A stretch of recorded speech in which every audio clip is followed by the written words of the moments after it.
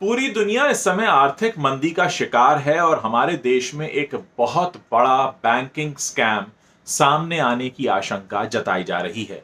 ये पूरा मामला जुड़ा हुआ है लक्ष्मी विलास बैंक के डीबीएस बैंक के मर्जर के मामले में। Lakshmi Vilas bank south India का एक बैंक है। इसकी करीब 550 शाखाएं हैं और इसे रातों रात इसका मर्जर कर दिया गया डीबीएस बैंक में, सिंगापुर का जो बैंक है। अब सबसे बड़ी बात यह है कि अगर हम डीबीएस बैंक की बात करें तो डीबीएस बैंक पर अपने देश में यानी सिंगापुर जहां का ये बैंक है वहां पर कई सारे मनी लॉन्ड्रिंग के मामले हैं। साथ ही लक्ष्मी विलास बैंक के सामने ये बहुत ही छोटा बैंक है।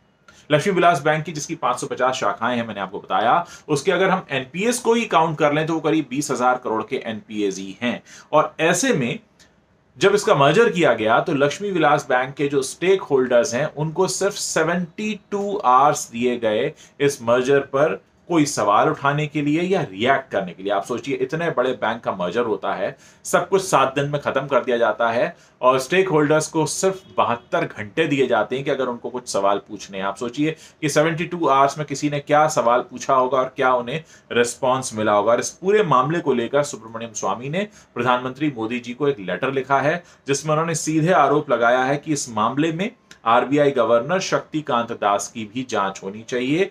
और इस पूरे मामले में सबसे बड़ी बात यह है कि लक्ष्मी विलास बैंक के जो 20,000 करोड़ के जो एनपीएस थे उन्हें वाइप ऑफ कर दिया गया।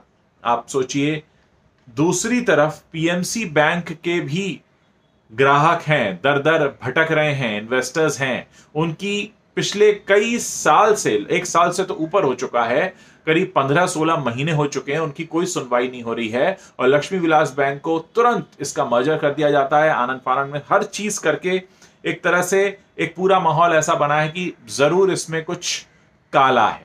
जी हां, और इसी बात को लेकर शक जताया है सुब्रमण्यम स्वामी ने और उन्होंने एक लेटर लिखा है प्रधानमंत्री मोदी को, जिसकी जो मुख्य बातें हैं मैं आपको बता रहा हूं।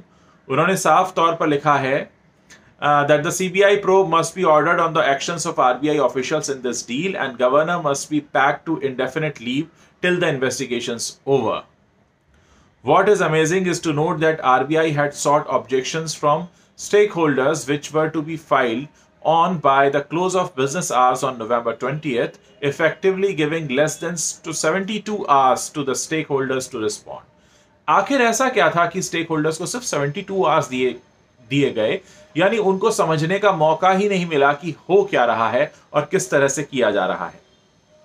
उन्होंने साफ लिखा है, Lakshmi Vilas bank merger is totally against the principle of Atmanirbhar and suggested that PSU banks should be asked to take over LVB, Lakshmi Vilas Bank, having more than 550 branches and 990 ATMs across the country.